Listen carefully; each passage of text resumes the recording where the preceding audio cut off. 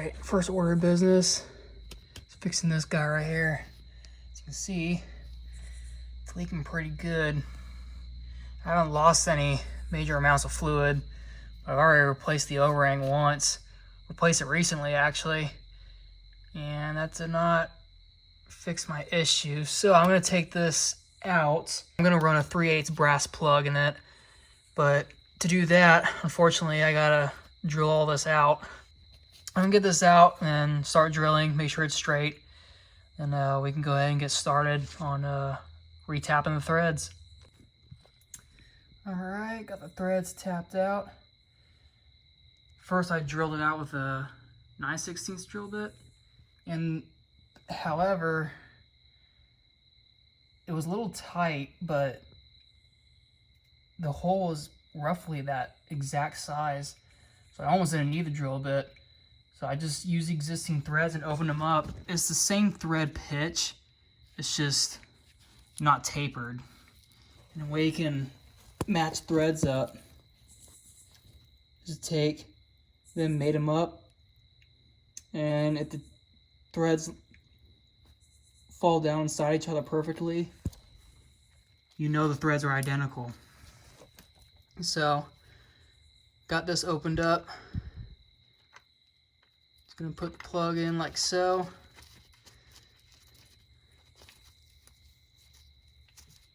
Goes in like a glove. I'm gonna get that tightened up and hopefully that'll solve the issue. It also leaked here at one point too, but I replaced the seal not too long ago, so it looks like it stopped. Something's telling me I might have to redo the silicone. It might be leaking out of here a little bit because there's a fill plug and it's awfully close. So I think the silicone's just coming undone, but we'll see. Hopefully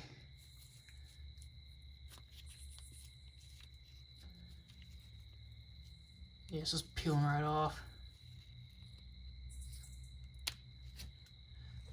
I wonder if there's a gasket you can get for these things.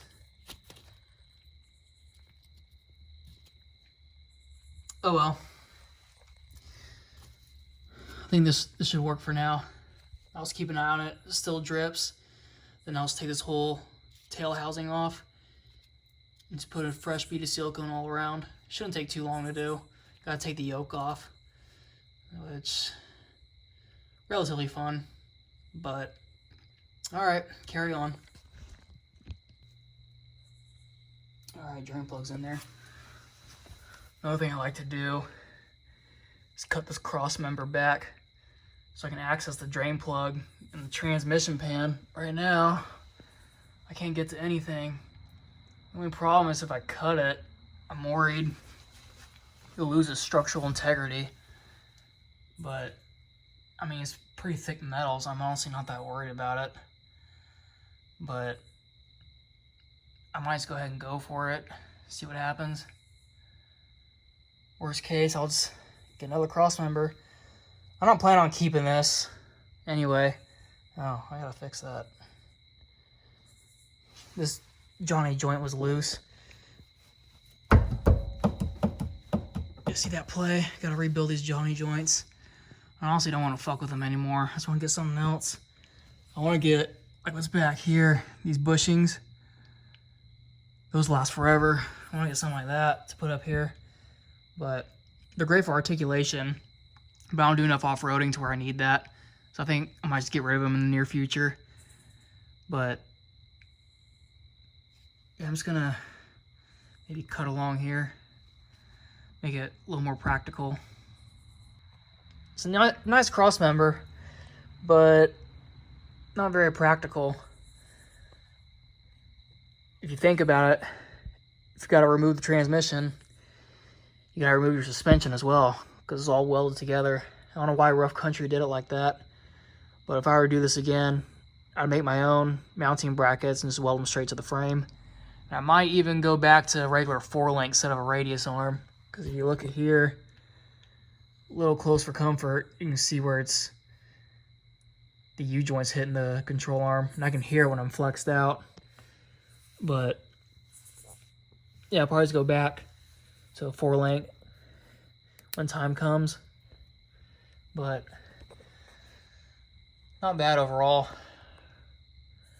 I just need to figure out where all these leaks are coming from.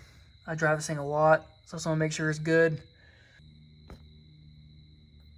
That dipstick mount. If you come back here,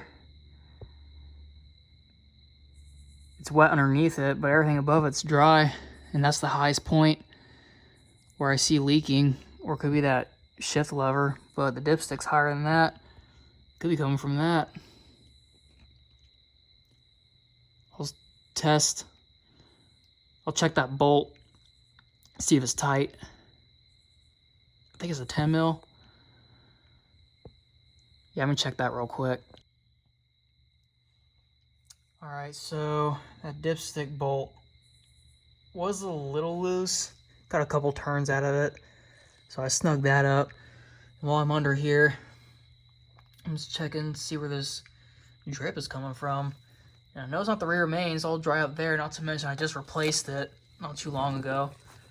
And I don't think it's the front pump seal, because the flywheel looks all dry and everything. I notice it's wet way up there where the bell housing meets the engine block. If we come over here, shine the light up there. I don't know if you guys can see that. It's all wet up there. So my valve cover's leaking. So looks like it's leaking pretty good too. Maybe the bolts are loose up there. I'm gonna check those first. And if that's not the case, then I'll just get a new valve cover gasket. It also comes with bolt O-rings too. Just replace all those. So I'm going to get this put back together. I'm going to wait on this cross member. I'm not planning on keeping all this long term, so as long as it gets me down the road, I'll be happy with it. Plus, I don't think it's leaking from here anyway. I'm just going to keep an eye on that transfer case and see if I can get the valve cover sorted out. And it's right there on my exhaust too. So I don't really smell it, but still it's not very good to have that on there, because it could ruin the gasket. It could ruin the exhaust manifold gasket over time. So I'm gonna get this put back together, and then we should be done under here for tonight. All right, so this project's a little more on the fun side. So I decided that I'm gonna take these fake bolts, I'm gonna put real bolts in their place, considering that this plastic piece is starting to come off. So I want to find something to hold it on. I saw a guy on Facebook do this, and I thought it was kind of neat. So I'm going to go ahead and do it myself. So what I did was I picked me up some 1024 by 1/2 inch stainless steel Allen screws. And then I got some nuts to go on the back side to hold them in place. First thing I gotta do is drill it out. And I think this is the right drill bit size, it looks like it. So I'm gonna go ahead and start drilling. And then I'm gonna test fit my first one, make sure I didn't screw it up. So this will be exciting. All right, I've been toying around with this for a while. So I wanted to keep this black washer, but unfortunately as I was drilling it, it broke. Now, it was already cracked. I was kind of aware of that, but I was trying to be as careful as I could. You can see this piece starting to break free a little bit. But I could glue it back together, but I feel like it's not worth it. Or I would just make my own out of metal at some point down the road. But I'm just going to run without it. And the cool thing is, got this all cleaned up. It actually looks pretty good without it. The material is continuous and everything. And one thing I just learned is that this actually comes out. So if it's kind of like off kiltered a little bit, you can just take it out, center it back up, which is what I'm going to do. Because the holes are all lined up, look pretty good. They're all evenly spaced, which I like. So I'm going to go ahead and get the bolts put in. I'm going to make sure this is perfectly centered. Here's a finished product. Looks pretty good. I almost like it without the black ring. Might have to still clean it up a little bit. But I really like it. Really adds a lot of definition to it. And it's nice to know that they're real stainless steel. Love it. All right, time to put my new shocks in. These are Rancho 5000Xs. Got these for my birthday. My birthday was on Thanksgiving this year. Happy Thanksgiving, everybody. So I already got the other side in. It was a pain in the ass, only because I cut the strap off. I recommend leaving that in based off of personal experience. Once you get the bottom in, then you can go ahead and cut it and get the top in. I'm gonna turn it around so you don't see the letters. And I have to pry that bracket open a little bit. All right, the bottom is in, all tightened up. Now I'm about ready to cut this strap. So be sure you got your hardware ready. These are the bushings and the washers and nut. I'm gonna go ahead and cut this off. Now these are returning shocks, so they will spring up a little bit. They're not 50-50 absorption. Cut that. I got the strap cut off, got the boot in place. This part's kind of tricky because you gotta kind of hold the shock in place because it is a spring back shock. It's not a 50-50 absorption. So get it done as far as I can. Got my hardware ready, got the metal washer, goes on the bottom, and got this bushing. Now there's a bigger lip and there's a smaller lip on the bottom. Bigger lip goes up top inside the wheel well. Our hardware's on. Go ahead and aim it and hold it just right. Let's go up in there on its own. Beautiful. This is in place. Now this has a lip inside of it and just sits on that flange washer that's welded to the shock. So just get that in there, then get this bottom part zip tied, and we should be done down here. It's all zip tied up, ready to go. Go ahead and cut the excess off, like so. Don't forget the sticker that comes with the kit. Be sure it's on the front where everyone can see it. Gotta have the sticker. It's the most important part. Nice and beautiful. Look at that. Added about 5 horsepower. All right, here we are on the top side. Got our hardware ready. This side faces down, opposite of the other bushing, so they're gonna mate with each other. It's gonna fit in that hole really nicely. You got this washer. The dome part faces up, opposite from underneath as well. Sits on there like that, and you got this lock nut. Go ahead and get that started. And this stud is slotted and it will spin, so you gotta put a wrench on this stud while you're twisting this just to hold it in place. So I'm gonna get that tightened up real quick. All right, got the side all tightened down. If you're not able to get to this stud with a wrench, which is kind of hard to do in this general area because you got the AC lines in the way along with the overflow bottle, and you're not gonna be able to get a lot of tools in here. So what I did was got me an adjustable wrench and a ratcheting wrench with a 3/4 inch deep socket.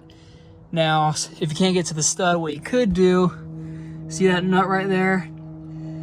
That's equivalent to the stud up top. So just go ahead and get your wrench and hold that in there like so.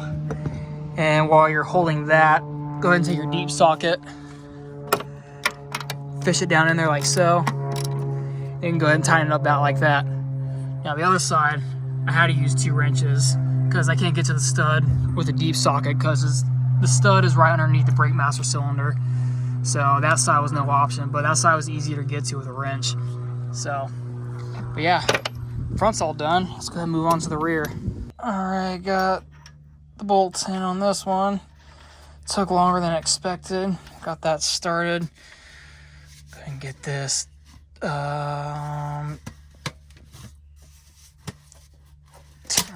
there we go. Get that turned around, get it ready. It goes in those 2 holes up there. Make sure it sits flush in that slot. Jeez. And then we'll cut this last. And I'm gonna get it set there nicely. So. All right. Should be ready to cut this strap. All right, cut the strap. There she goes.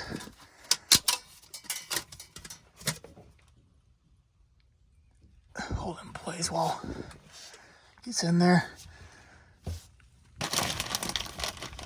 And get these little flimsy guys out. Kind of a dumb design. I want to get rid of it, but I'll worry about that at a later date. I don't think that started all the way.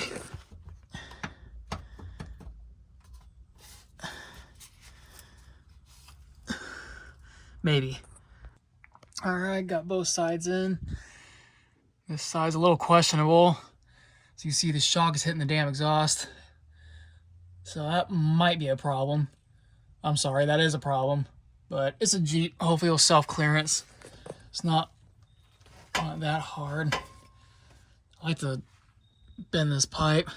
This car didn't originally have dual exhaust. I had it added. But it looks cool, but not very practical. My last ones, the shock boots melted on this side. And this side's actually touching the shock itself, which I don't know how that's gonna affect anything long term, but it is definitely questionable. As you can see, my gas tank skid pan has been eaten alive by this side. So yeah, anything plastic under here is no go.